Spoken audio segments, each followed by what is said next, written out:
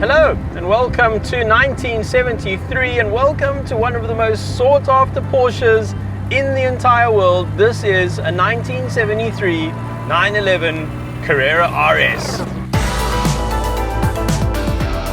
I think I should state right up front that this is not a completely original Carrera RS, but it is an absolutely beautiful recreation with a fascinating South African history. But let's start with the story of the 911 Carrera RS. So 1973 is considered pretty much a holy grail year for Porsche, and this car is pretty much considered one of the holy grail Porsches. They only made 500 to homologate the car for racing, and they sold out almost instantly. And so Porsche very reluctantly made another 500 and upped the price, and then very reluctantly again made another 500 and upped the price. So only about 1,500 of these were ever made. And then of course there are a lot less than that running around because, well, a lot of them ended up in ditches. And that's where this particular car's story begins. So this is not an entirely original Carrera RS, but it does have a fascinating story, and it begins with the engine. So the engine is a proper RS engine. And the car that it was in was delivered to Italy and owned and driven in Italy. And then unfortunately it met its demise when it ended up rolling over. And somehow that engine was saved and brought down to South Africa, where it ended up in the hands of a collector who set about trying to recreate a proper Carrera RS. So he fitted this engine to a more standard 911 Carrera, and then over the years attempted to make this as authentic as possible. So the steering wheel is completely authentic RS. He sourced parts from all over the world. The dials, the brakes, a lot of the exterior ornaments, everything is proper Carrera RS. So this is about as faithful a recreation of a Carrera RS that you're ever going to get. But even so, it's probably worth about a third of what those original 1,500 cars go for these days. In good nick, those cars go for about 9 or 10 million rand.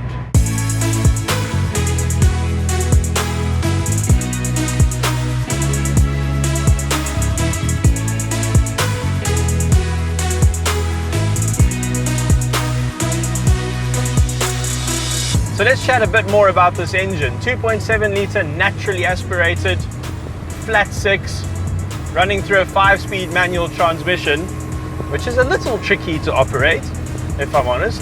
I'm getting the hang of it. And when it came out in 1973, it offered a stonking 210 horsepower, 150 kilowatts. But of course this car is very light, and I'm genuinely surprised by this. This thing has some serious pick up and go. Third gear, 3,000 RPM. Oh, that is just lovely. Foot flat. Jeez, there's a lot going on there. So much to give. It's like the throttle just sort of doesn't end. Oh, this is such a sweet example of a Carrera RS. So the previous owner dailied this car for 10 years. How awesome is that? And so it needed quite a bit of work to it to go back on sale.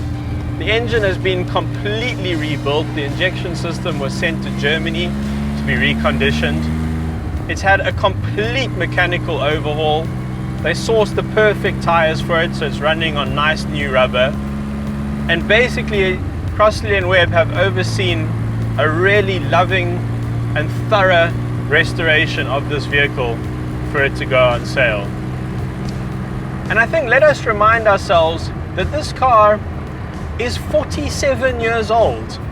47 years old, which makes it 14 years older than me. And yet it drives like an absolute dream. Let's get it down to second and feel what the second gear pickup is like. Clutch in, pedals are all the way over on the right, 3,000 RPM in second. Oh, that's some naturally aspirated goodness. God, it's more responsive than I am.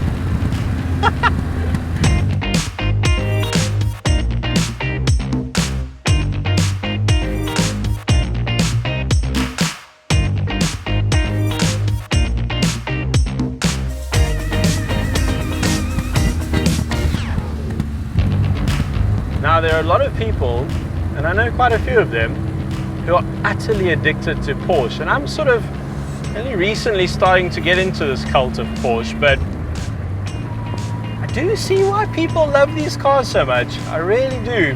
There's nothing that handles quite like this. I mean, this is by far and away the oldest Porsche I've ever driven, but I've driven some cars from the 80s, from the 70s. To be honest, they feel like boats. They really do. A lot of them just feel like boats. You know, and then when the 90s came around, cars like the E30 M3 sort of changed the idea of what dynamics could be in a road-going car. It sort of defined a new era. And cars like the Cars.co.za Superboss, the Cars.co.za 325 IS, those feel particularly good. But those cars are 17 years younger than this. And I gotta be honest, dynamically, this doesn't feel very far off. This car must have felt like it was from the future back in 1973. Oh, this is lovely.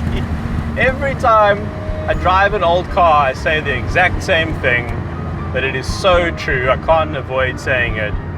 Cars just do not feel like this anymore.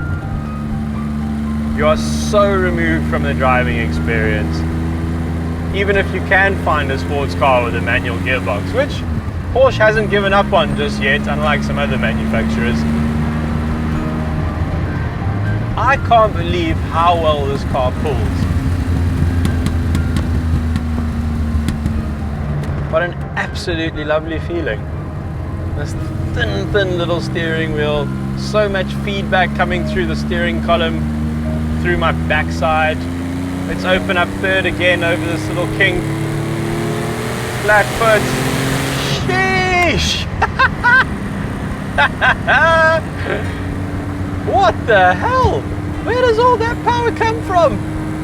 But I am enjoying this a lot. Oh yes.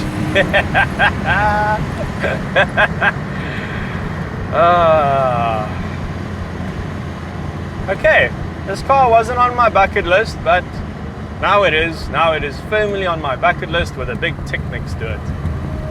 Lovely. You know, the thing is, sometimes you drive very old cars and they feel a bit crap, to be honest. They feel like they're falling apart. They're very difficult to drive. But this thing is so well sorted. I really get it now. I really get why these are so sought after. And I think all the work that's been done to this car makes it probably one of the most reliable, bankable Porsches in South Africa from that era. But there are some downsides, chief of which is that there's no aircon. And so I'm sweating bullets in here. Okay, alrighty, I think let's take her home.